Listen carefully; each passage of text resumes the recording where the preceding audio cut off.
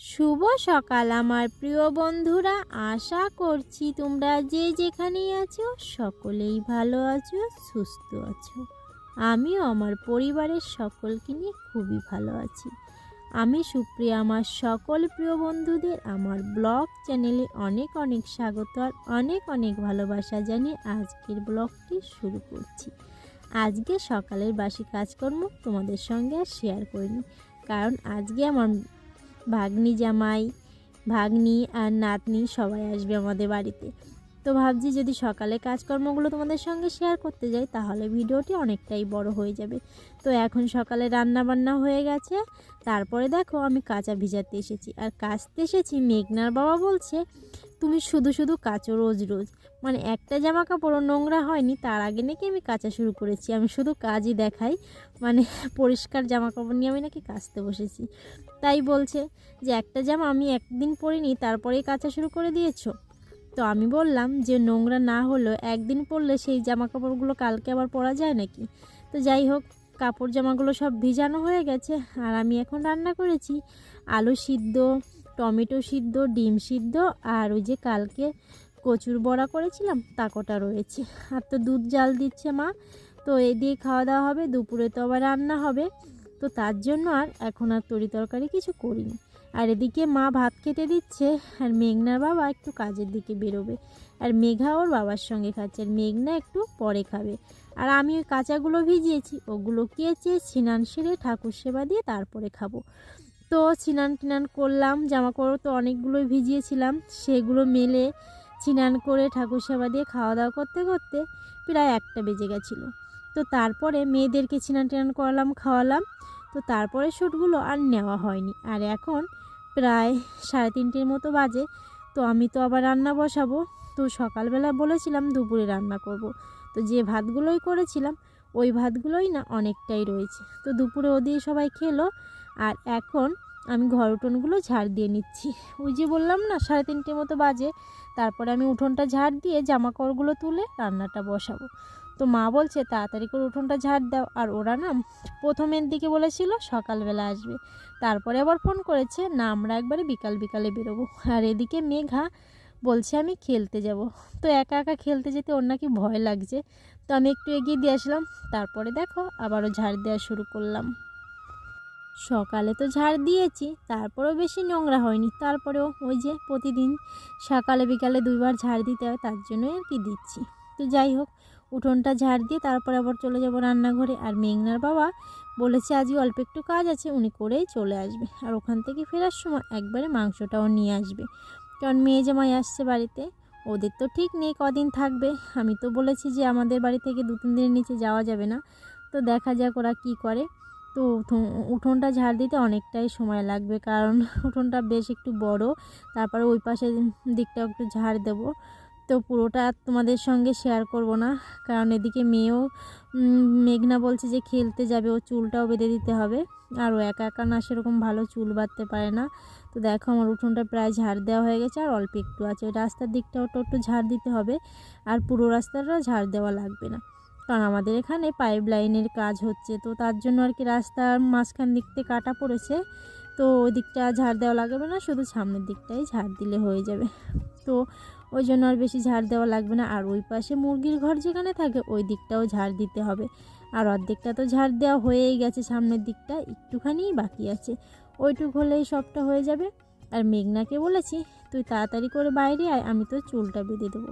উঠোনটা ঝাড় দিয়ে হাত মুখ ধুয়ে তারপরে দেখো চলে এসেছি মেয়েটা চুল বাঁধতে। আর চুল বাঁধতে একটু তাড়াতাড়ি করে ওই যে দেখো খেলার সাথেও চলে এসেছে, খেলতে যাবে ওরা র্যাকেট। আর অনেকেও খেলছে ওখানে। তো চুলটা বাঁধা হয়ে গেল, এখনও খেলতে যাবে। আর এত ঠান্ডা পড়েছে, সোয়েটার না মেয়েটা খুলছেই না। আর এখন র্যাকেট খেলতে গেলে একটু পরেই ঘেমে টেমে বাড়ি চলে আসবে। তো যাই হোক, ও চুলটা বাঁধা হয়ে গেছে, এখন যাচ্ছে র্যাকেট খেলতে। আর ওরই 2টো র্যাকেটই নিচ্ছে। তো আমি ওর বলছি যে 2টো র্যাকেট নিয়ে যাচ্ছিস, পরে ভেঙে গেলে কিন্তু কিনে দেবো না, তাই আর কি হাসছে। আর এদিকে দেখো ওই যে সবাই মাঠে খেলছে, র্যাকেট খেলছে ওখানে। আর ওই কাপড়গুলো না এখনও শোকায়নি। আর আমি মাকে বললাম কাপড় জামাগুলো একটু পরেই তুলছি, কারণ এখনও না পুরোটা বিকাল হয়নি। তো মা বলছে ঠিক আছে ডাল সিদ্ধটা বসিয়ে দাও। তো আমি দেখো ডালটা ভালো করে ধুয়ে নিলাম।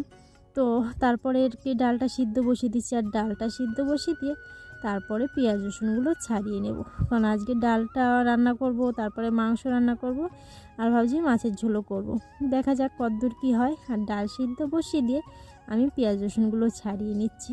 আর এদিকে মা বলছে তোমার আর কাপড়গুলো তুলতে হবে না, আমি তুলে নিচ্ছি। আর কাপড় জামাগুলো কিছুই শোকায়নি, তো মাকে বললাম তাহলে গামলা ভরে রেখে দাও, সকাল সকাল মেলে দেবো। তো মা এদিকে সব গামলা ভরে রেখে দিল। আর এদিকে মেঘনার বাবাও চলে এসেছে। ওই যে বললাম না অল্প কাজ ছিল আজকে, তো অল্প একটু কাজ করেই চলে এসেছে। আর দেখা যাক কী কী নিয়ে এসেছে উনি।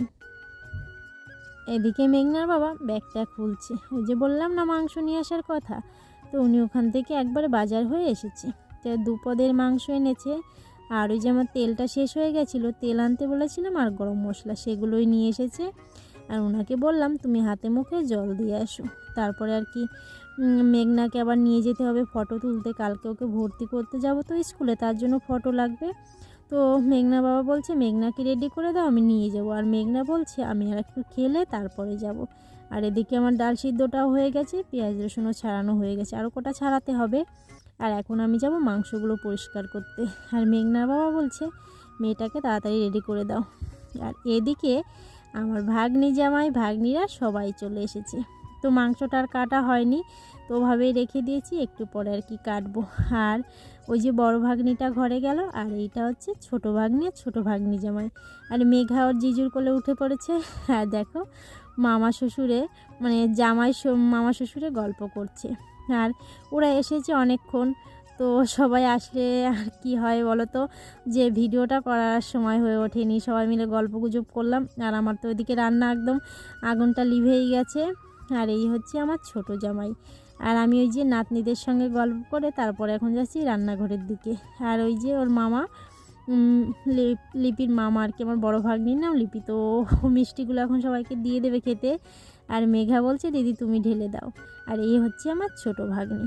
তো ভাগ্নিরা এসছে অনেক দিন পরে, খুবই মজা হলো জানো তো। আর এই যে হচ্ছে মেঘার জামাইবুর সঙ্গে কথা বলতে লজ্জা পাচ্ছে, ও একটু লাজুক টাইপের। আর এই যে মেঘনা আসছে, মাসিদের সঙ্গে গল্প করছিল। আর এদিকে আমার মাও ফোন করেছে, তো মা নাতি জামাইয়ের সঙ্গে কথা বলছে।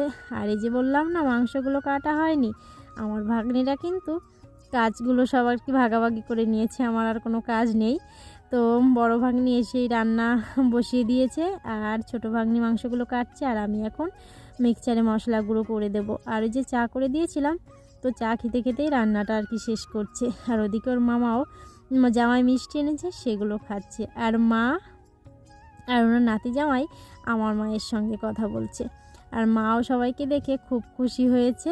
আর ওদিকে জামাই একটু কথা বলে বাইরের দিকে গিয়ে বসলো, এখন যাবে জামাইয়ের সঙ্গে গল্প করতে। ভাগ্নি জামাই আর মামা শ্বশুরে জমিয়ে গল্প গুজব করলো। আর এদিকে আমার ভাগ্নি রান্নার তোড়জোড় চলছে, তো আমি এখন মশলাটা করে দেবো। আর লিপিকে বলছি তুমিও মিষ্টিটা খেয়ে নাও। তো 2 প্যাকেট এনেছিল, 1 প্যাকেট সবাইকে দিয়ে দিয়েছি। আর ছোটো ভাগ্নি বলছে মামি ওগুলো তুমি এখন ঢেলে রাখো, ওগুলো এখন আর কেউ খাবে না, কারণ একটু পরেই সবাই ভাত খাবে। তো তার জন্য আর কি আমি ওগুলো এখন ঢেলে রেখে দেবো। আর এই মাংসটা কাটা হয়ে গেছে, তারপর আমি মেঘনাকে রেডি করে দিলাম। এখন যাচ্ছি, যে বললাম না ফটো তুলতে যাবে, কালকে ওকে ভর্তি করতে যাব স্কুলে, তার জন্য ওর বাবা এখন ওকে ফটো তুলতে নিয়ে যাচ্ছে। আর এখন তো বেশি রাত হয়নি, সবে 6:30 7টার মতো বাজে। আর এদিকে দেখো ডালটা হয়ে গেছে, এখন এই মাংসটা করে নেবে। 2টো মাংস রান্না হবে আর ডাল, এখন আর বেশি কিছু হবে না। আমি মাছ বের করে এনেছিলাম, কিন্তু ওরা বলছে এখন আর মাছ রান্না করতে হবে না। আর আমার কোনো কাজ নেই, আমার শুধু কাজের ছুটি আজকে। ভাগ্নিটা কাজ তুলে নিয়েছে হাতে। যাই হোক খুবই মজা করলাম জানো তো, ভাগ্নিদের নিয়ে নাতিপুতনি নিয়ে খুবই মজা হলো। আর এদিকে দেখো আমার জামাইও চলে এসেছে রান্নার কাজে সাহায্য করতে। আর এদিকে মামাকে দিচ্ছে খেতে, মানে মাংস কষানো হয়ে গেছিলো, সেগুলো আর কি বাড়িতে তুলে দিয়েছে। ওর মামা বসে বসে খাচ্ছে, ফটো তুলতে গেছিলো, ফটো তুলে এসেই বলছে আমার খিদে পেয়েছে। আর আমার ভাগ্নি দেখো মুখ ঢেকে রেখেছে, একটা মাংস হয়ে গেছে আর একটা রান্না হচ্ছে। আর ওদিকে আমার ছোট ভাগ্নি বসে বসে মুড়ি খাচ্ছে। তো আমি ওকে বলেছিলাম যে মুড়ি মাখিয়ে দিই চানাচুর দিয়ে, বলছে না এখন 2টো শুধু মুড়ি খাবো। আর জামাই ওদিকে বসে আছে মুড়ি খাচ্ছে, আর মা ওখানে দাঁড়িয়ে আছে। মানে কে কী কাজ করবে বুঝে উঠতে পারছে, মানে সবাই এক জায়গা হলে না অনেক আনন্দ হয়। পুরোটা আর কি তোমাদের সঙ্গে শেয়ার করতে পারছি না, তারপরেও দেখেই বুঝতে পারছো খুবই আনন্দে রয়েছি আমরা। আর ভেবেছিলাম অন্যরকমভাবে আর কি করবো ভিডিওটা সুন্দর করে, কিন্তু সেটা আর হয়ে ওঠেনি। এদিক ওদিক করতে করতে না মানে যেটুকু পেরেছি ততটাই আর কি তোমাদের সঙ্গে শেয়ার করলাম। আর এদিকে আমার ছোটো ভাগ্নি আর জামাই বসে বসে মুড়ি খাচ্ছে। দেখো হাতে করে এক খুঁট মুড়ি নিচ্ছে আর খাচ্ছে, মানে সবাই এক জায়গায় বসে যা লবণ ভাত খাওয়ার মজাটাই আলাদা। যাই হোক, অনেক দিন পরে জামাই মেয়ে এসেছে আমাদের বাড়িতে। ওরা না সময় পায় না, কারণ ছেলে মেয়ে একবার স্কুলে ভর্তি হয়ে গেলে না তারপরে আর সময় হয়ে ওঠে না। দুপুরের মাংস আর ডাল হয়ে গেছে, এখন ভাতটা বসিয়ে দিয়ে চালটা ধুয়ে এনে দিলাম, ভাতটা বসিয়ে দিয়েছি আর এখন ছোটো ভাগ্নি জাল দিচ্ছে।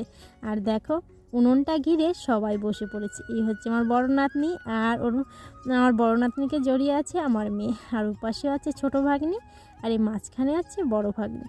আর মেঘনার বাবা বলছে আমাকে একটু বসার জায়গা করে দে, আমারও খুব শীত লাগছে। তো বড় ভাগ্নি ডাকছে মামা তুমিও চলে আসো।